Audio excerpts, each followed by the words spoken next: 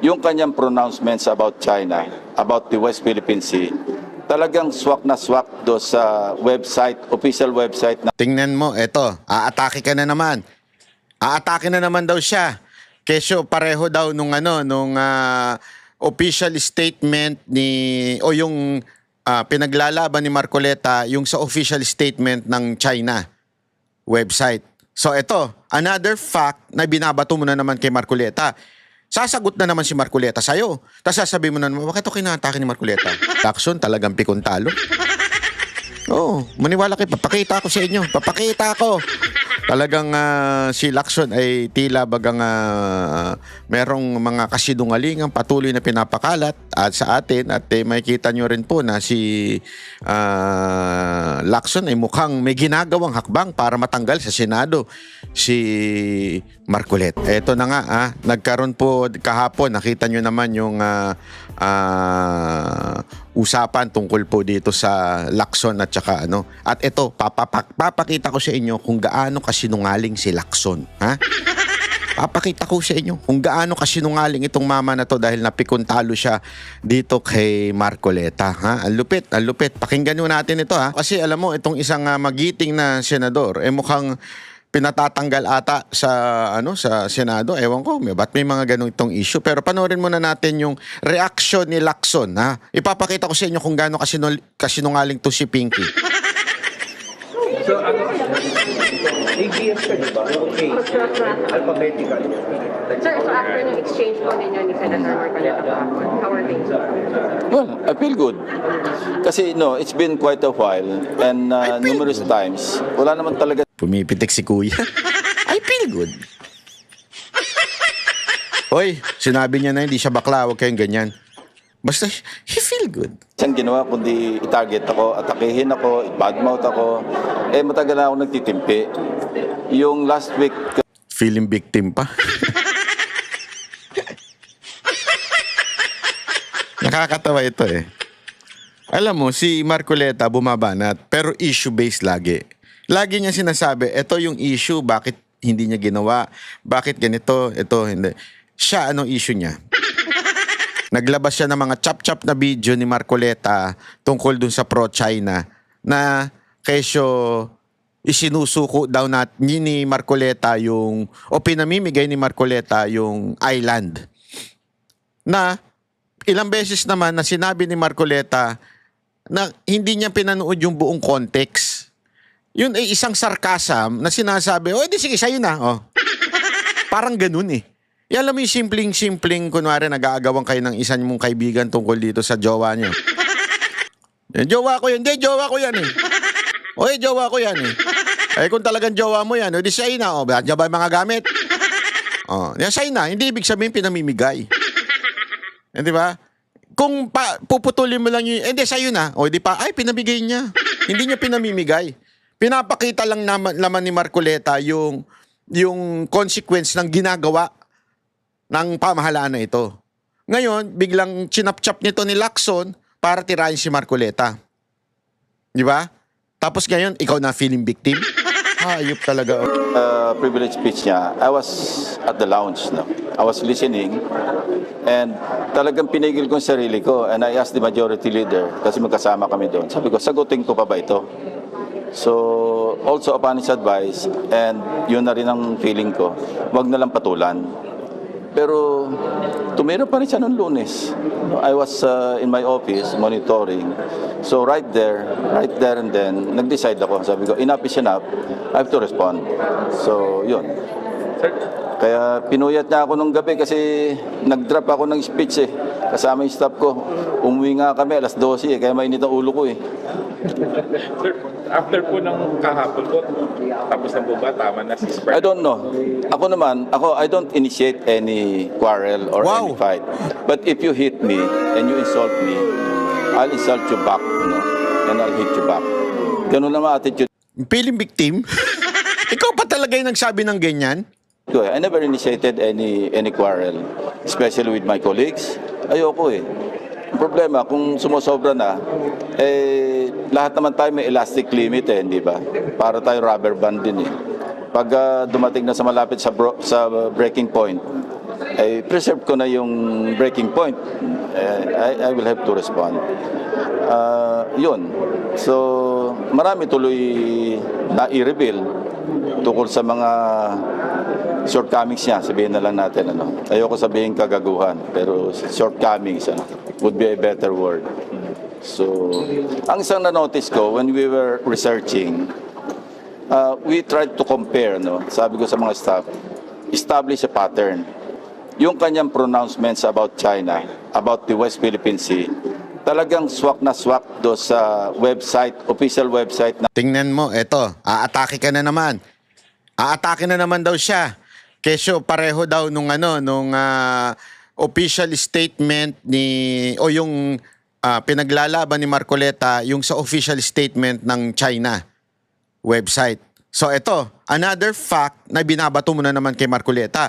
Sasagot na naman si Marcoleta sa'yo. Tapos sasabihin mo na naman, bakit ito kinatake ni Marcoleta? Ministry of Foreign Affairs of the People's Republic of China. So what does that indicate or tell you? Di ba?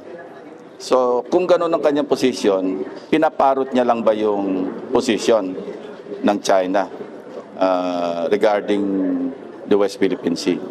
So yun, hindi na dapat lumabas yun But hinahamon niya ako So sabi ko nga, if you hit me once, pwede ako magtiis.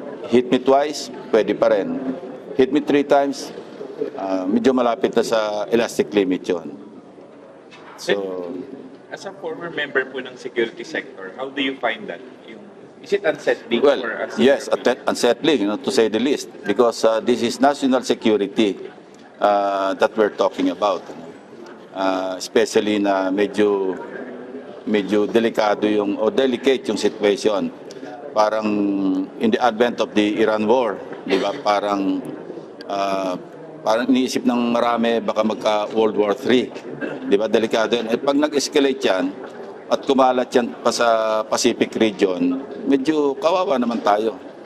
And tayo as a very weak country militarily,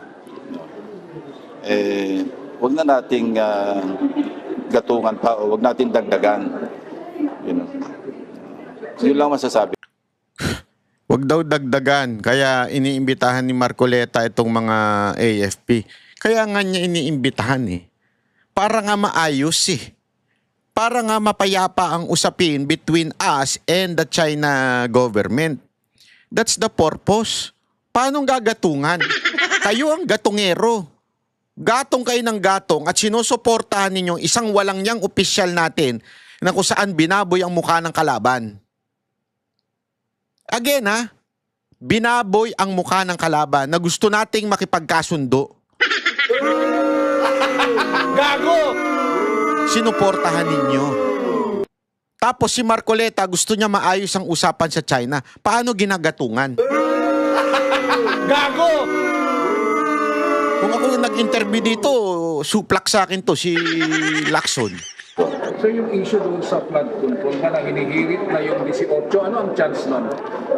Well, kita naman natin yung especially yung mga follow-up statements. Hindi naman sila interesadong maimbestigahan, to be investigated or to expose whatever they mention na alam nila. Medyo obvious na yung huling statement yan, nananawagan na sa taong bayan Hindi naman nananawagan sa DOJ, hindi nananawagan sa ombudsman, hindi nga nag-fairness. Alam nyo, kaibigan ko si Attorney Baligod, way back nung panahon pa ni Napoles. Kasi aligned naman yung advocacy namin doon sa pork barrel. So, I was hoping I was thinking, sana man lang, pinarnish niya ako ng affidavit, yung joint affidavit. Nag-usap kami at nag-request siya kung pwedeng isalang ko sa Blue Ribbon. Gusto niya siya mauna. Gago! Gusto niya magpaalam muna ko na yung sasabihin. Kaya isa pinapasagmin yung affidavit Gago! Kung swak sa pinoprotektahan ni Lacson, okay. Pag hindi, out ka. Gago! Bakit hindi mo imbestigahan? Bakit hindi mo imbestigahan? Ipatawag mo, tanungin mo. O, totoo ba? Anong prueba mo na itong Senate President namin nakatanggap ng maleta? Ang dali-dali eh. Kung ako yan, hindi, kunwari ako yung senador, tapos inakusahan mo ako na tumanggap ako sa'yo na mali-maleta, may patatawag talaga kita, yari ka sa akin. Yari ka sa akin. Patatawag kita, iko-contempt kita pag di mo na matunayan. Yari ka sa akin, pakukulong kita ng matagal dyan sa Senado. Kung hindi totoo. Pero bakit ayaw nyo ipatawag? May tinatago ba kayo? Hindi, ako nagtatanong lang, may tinatago ba kayo? Para kayong si Congressman Luis Tro. May tinago. Mamaya pag-usapan natin yung tinago niya. Well, I could have done that. Kasi sabi ko nga, sundan natin ebidensya. But you know, when I heard the 805 billion, doon ako nagkaroon ng na-deliver, no? Siyempre, I did my math. Kasi kung Wala nang naniniwala sa'yo where the investigation leads us. Wala nang naniniwala. Alam mo, lahat ng tao, alam na si Romualdez at si BBM may kinalaman dyan sa issue na yan. Pero anong ginawa mo? Nagsinungaling ka. Tingnan mo, papakita ko sa iyo paano ka nagsinungaling ha. mag-iimbestiga ka, tingnan mo rin yung reliability. No? Kasi even in my previous life, pag meron dumating na information, dalawa kagad yung tinitingnan ko. Yung credibility ng source or sources at saka yung credibility ng information itself. Kaya nga meron tayong mga A1 information, Ngayon na naman siya. F6 information, yung A1 Wagyo, A5 Wagyo. Alam mo, para magmukhang matalino ito, gumagamit to ng mga jargon-jargon ng mga sa PNP. Even if PNP chief siya dati, it doesn't mean magaling siya. Na naman yung A1 information, A2, A5 Wagyo, gano'n. Gago! Hayop yan. Yes. Because of those two classifications, yung source at saka information.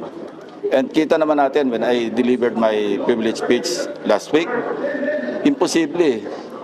Sabi 1,600 deliveries, 10,416 to 15,000 maletas. Naging generous na nga ako, naging conservative na nga ako na lahat ng large na lang na maleta at lahat ng maleta nylon sided or yung pinakamagaang na. Pero still, napaka-improbable, napaka-impossible na ma-accomplish yung deliveries nung ganong karaming pera. And, you know, I have it on a good source na yung withdrawals during the period in question, sabihin natin 2022 hanggang 2025, ang biggest single withdrawal, 20 billion lang eh. Yung cumulative na over the same period, ano, parang random ito, hindi ito yung bigla-bigla, sama-sama ng lahat.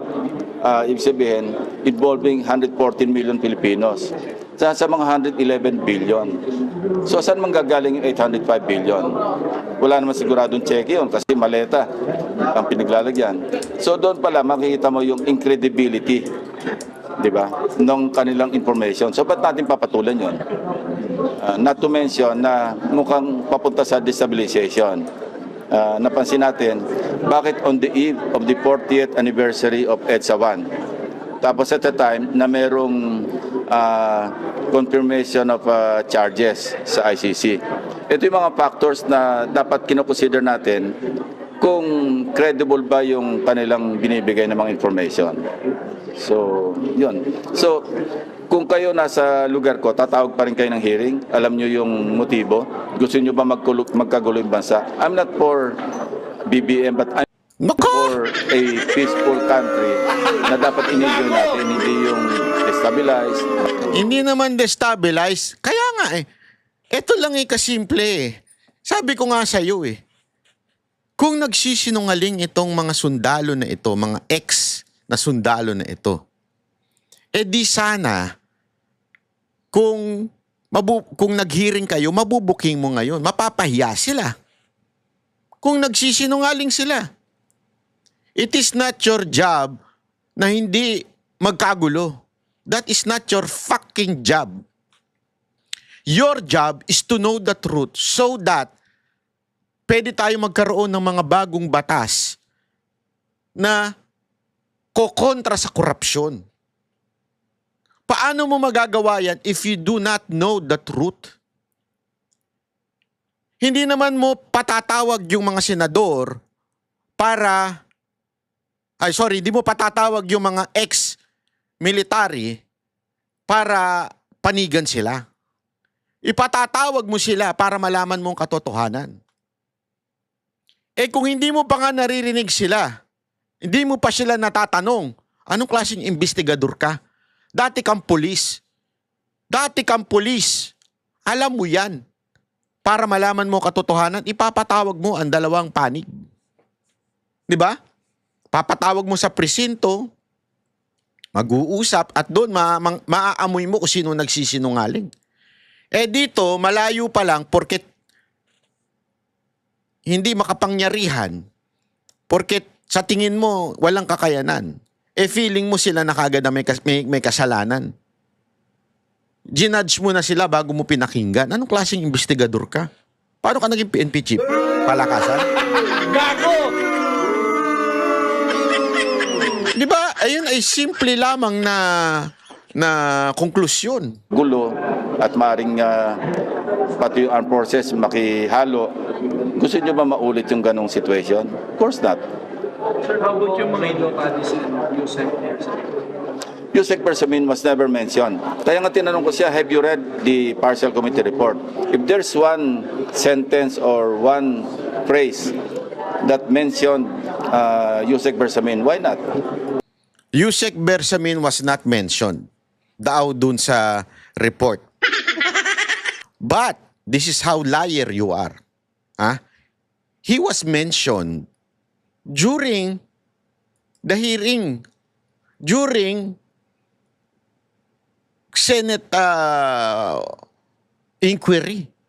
Panoorin natin baka sabihin nito nagsisinungaling tayo. Hindi, panoorin natin. Ipapakita ko sa inyo Ito, ganito kasinungaling tong maman to Pakita ninyo. Wait lang. Choto mate, nag-mute siya. Animal ka. Unmute. Yes, Mr. President. 8 buwan na mula nang tumambad sa sambayanang Pilipino at sa buong mundo ang malawakang anomalya at korupsyon sa likod ng mga flood control projects. Pagkatapos ng 8 buwan, natukoy na ba kung sino ang mga walang hiya? Since the first Blue Ribbon hearing last August 19, 2025, the public has watched closely, anticipating the outcome of our inquiries and investigations. The demand for transparency and accountability did not subside. It has only grown louder. Despite the increasing public clamor for transparency and accountability, we are stuck in a maze of indecision and complacency, waiting for a report that has long been overdue. Mr. President, as early as December of last year, the minority submitted its observations, findings, and recommendations based on the initial 6 public hearings of the Blue Ribbon Committee and labeled it a minority report, for lack of a better term. Let me be clear. It was not intended to disrespect the committee nor the Senate as a body. Fully aware of the hearings on the flood control anomalies that had not concluded, and in the absence of a committee report, the public has long been waiting. The report was not filed with the Bills and Index, but coursed through the office of the Senate President, hoping for proper disposition. The minority report was initiated out of our solemn duty to the Filipino people who are eagerly awaiting and demanding for the Senate's decisive action on the nationwide flood control scandal. Our intention was clear from the outset: to uncover the truth, hold people accountable, and propose legislative measures that will finally dismantle the deeply entrenched corruption that characterize our infrastructure projects. Ladies and gentlemen of this chamber, the people have waited long enough. Yan. It has been 7 months since the first Blue Ribbon hearing.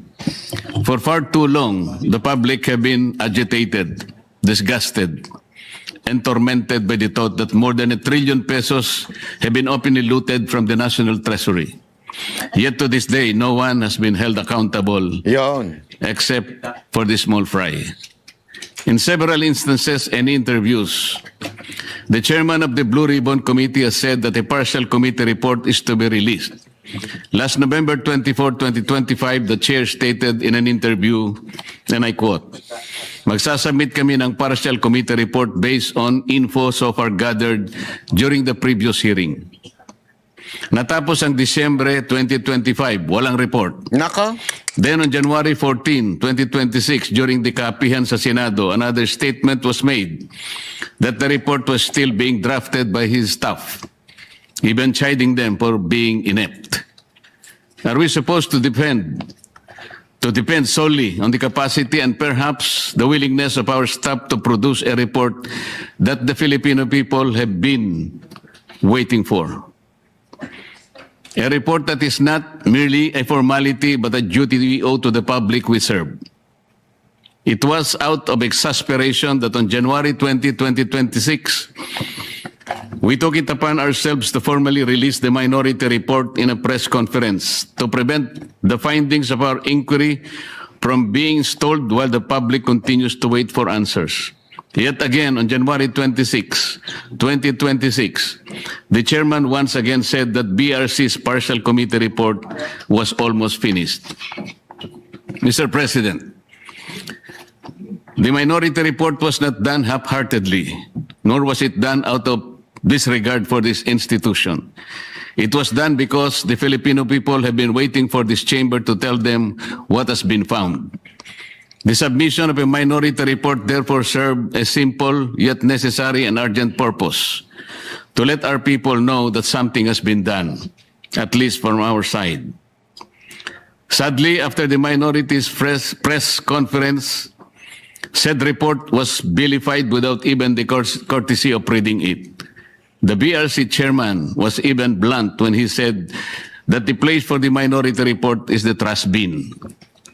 Sa basurahan, a submission anchored in the same hearings, 3 of which he actually presided, the same resource persons, and the same affidavits. Masasabi ba niyang pangbasura lang din ang lahat ng iyon? Kung itatapon sa basurahan ang ulat na ito, hindi ba't para na rin nating itinapon ang lahat ng ebidensya kasama na ang 2 privilege speeches niya na ginamit sa minority report? With due respect, the Senate was never meant to be a place where inconvenient findings are thrown into the trash bin just because they challenge the preferred narrative. The minority report exposes how ghost and defective blood control projects stem from systemic corruption embedded in the country's infrastructure planning, budgeting, and implementation processes. It unraveled a corrupt monitoring and quality control system that gave way to a normalized system of kickbacks, rigged bidding, and budget insertions involving lawmakers, DPWH officials, and favored contractors, even as it recommended comprehensive reforms through proposed measures to address the issues across all stages of project implementation. Finally, the minority report raised serious concerns about veering away from the initial course of investigation, from pursuing major perpetrators to selective summoning of witnesses, intimidation or discrediting of whistleblowers, and the failure to summon key political figures. This shift will undermine public trust and weaken the truth-seeking function of the Blue Ribbon Committee. As we have witnessed, after the testimony of ex-Marine Sergeant Orly Gutesa, there has been a month-long halt in the investigation, giving the persons mentioned by him, John Paul Estrada and Mark Tiksay, to flee the country to parts unknown. The resignation of BRC chairman that followed already changed the narrative. Gutesa, the only witness who connected the money trail from Saldico to Martin Romualdez, was painted to have faked his notarized sworn statement. Siya pa ang tinakot kasuhan ng falsification of public documents at perjury. To rectify this, Mr. President, I just filed a disbarment complaint against Attorney Espera and administrative complaint against Executive Judge Season of Manila RTC. Meanwhile, on February 11, 2026, my office received what appears to be a draft report from the Blue Ribbon Committee, which can only assume to have originated either from the chairman's office or from the Blue Ribbon Committee which he chairs. What was transmitted to us, Mr. President, was a link to a PDF document bearing a watermark OS Marcoleta across each and every page. Yet the said partial report does not bear the signature of the chairman, a formality ordinarily expected of any report issued by a committee, particularly from the Blue Ribbon Committee. Given the circumstances, the status of the Blue Ribbon partial report is unclear, and it could easily be disowned or disavowed at a later time. In light of this, Mr. President, guidance is respectfully sought on how such a document should be properly regarded by this body. The same people were hell-bent on criticizing the manner by which the minority report was submitted. Yet they have no qualm circulating a supposed committee report in a manner that lacks even the most basic formalities expected of an official document of this institution. Maybe because of the following observed weaknesses.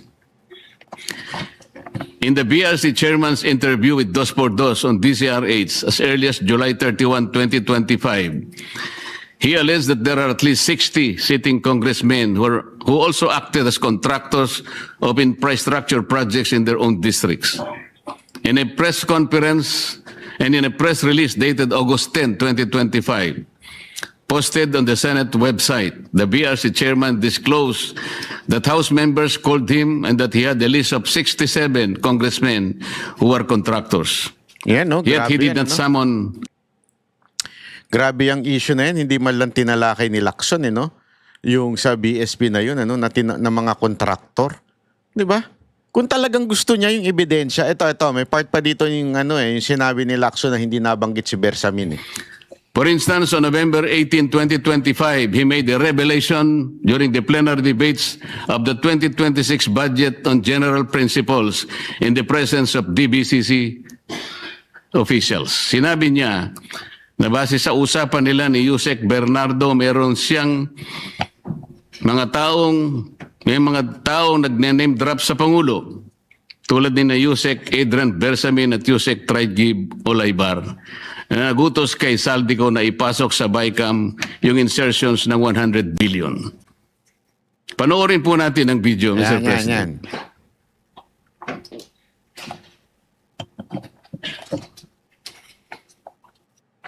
Sabi niya, ang pagkaalam niya, kasama si Yusek Adrian Bersamin. 8 billion pesos, Mr. President, in at least 10 deliveries. The modus that yung arrangement nila is, may tigisa silang armored van. May armored van si Yusek Olaybar. Di ba sabi ni Lacson hindi daw nabanggit doon sa kanilang partial report? Bakit? Ito ikaw nga mismo nagbanggit kay Yusek Bersamin. So nagsisinungaling ka? Bakit nagsisinungaling? Kasi ibig sabihin, hindi mo ni-report doon sa partial report ninyo sa BRC, sa Blue Ribbon. Hindi mo binanggit ito. So, kasi nungalingan yung report na yun, yung partial report na yun. May armored van siya, magpapark sa basement ng Diamond Hotel, darating yung van driven by Olaybar, and possibly, sabi niya, hindi siya sigurado, and possibly along with Adrian Bersamin. Bakante yung armored van, ipapark, idadrive yung isang van na puno ng pera. Ranging from 800 million hanggang 2 billion. Umabot ng 2 billion only because sometime in March, yung kanyang date na sinasabi from, I think, March hanggang April, yung delivery. Very good nga raw siya, sabi ni Yusek Olaybar, kasi nakakapag-deliver. Ang biggest kasi naipon, because March 11,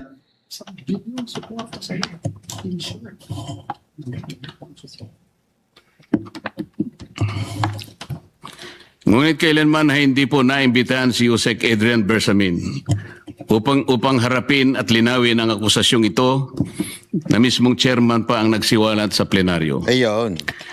Earlier, on November 14, 2025, in an ambush interview, he already disputed the statement of Saldico about the alleged 100 billion insertions allegedly made by the President in the BICAM.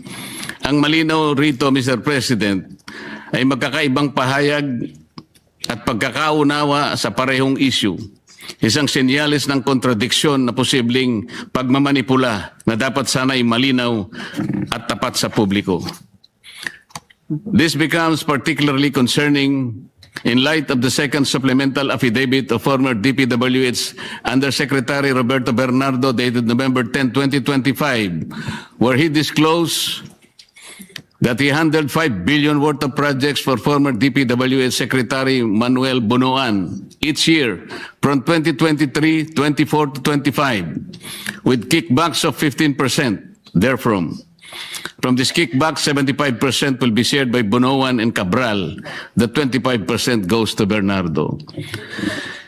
Pinayagan din ng chairman ng BRC ang pakikialam ng DOJ sa mga pagdinig, lalo na sa pagpili ng mga gagawing testigo sa ilalim ng Witness Protection Program.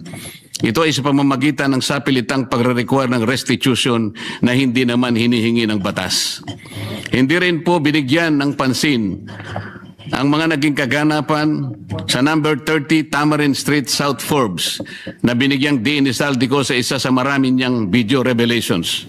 Sinabi ni Saldico na nag-deliver siya ng 1 billion sa lugar na yon, 200 million noong December 2, 2025 at 800 million noong December 5, 2025. Ayon po kay Saldico, ang paghahatid ng 200 million ay ginamitan ng isang Grandia Elite. Yun namang 800 million ay ginamitan ng dalawang Grandia Elite. Ang mga ito ay tinanggap di umano ni Yusek Jojo Cadiz sakay ng kanyang Toyota Fortuner kasama ang kanyang driver. Ang mga perang ito ay inihatid daw sa bahay ng Pangulo sa Naray Street gamit ang mga nabanggit na mga sasakyan. So, Ang dami pong dapat inimbitahan upang Ayan. So, ayan po yung video na yon, ha. So, ayan lamang po ilang mga issue po na ibinabato ni Marcoleta kay Lacson. Makikita nyo naman, yung pinagkaiba nung hirit ni Lacson at hirit ni Marcoleta, si Marcoleta, yung mga issue, punto by punto, iniisa-isa niya, ito ang dapat sagutin ni Lacson. Si Lacson, lagi na lang ad hominem. Keso inaapi siya, keso si Marcoleta pro-China, puro ganon. Dito mo makikita yung maturity at utak ng isang senador. Si Lacson halatang politikal. Si Marcoleta talagang issue-based lang. At kung titignan ninyo, sabi nga paulit-ulit na sinasabi ni Lacson, siya daw ay matagal ng lawmaker na lumalaban sa korupsyon. Pero hindi namin makita eh. Honestly, hindi natin makita na gano'n ang kanyang ang pinaglalaban. Siya laging political ang dating. Political butterfly ho ito eh, si Lacson at saka si Soto. Kung sino nakaupo, dun sila. Pansinin ninyo. Ilang taon na, ilang dekada na sila sa Senado, ganun lagi ang ginagawa ko. Sino nakaupo? Kasi nandun ang budget. Kesyo hindi daw tumatanggap ng parang pork barrel ito si Lacson. Oo, kasi madaling mabuking yun. Ang tanong ha, eto tanong lang naman to. Kung madaling mabuking yun, kayo, sa tingin nyo ba, kung kayo'y magnanakaw, doon kayo sa madaling mabuking o doon sa under the table? Hindi, kasi ayan ang lagi niyang pinagmamalaki. Ito, hindi tumatanggap ito ng yung opisina niya, hindi tumatanggap ng kahit na anong funds o pork, ganyan-ganyan, pork barrel o PDAF, di ba? Ayan, tanong. Yung outside the office, hindi natin masasabi kung wala talaga siyang tinatanggap. Basta ang alam natin, sip-sip siya lagi sa administrasyon. Alam mo, medyo hindi lang sila makasip-sip noon. Nung kay Pangulong Duterte. Alam naman natin si Pangulong Duterte, hindi naman maano sa bigayan yan.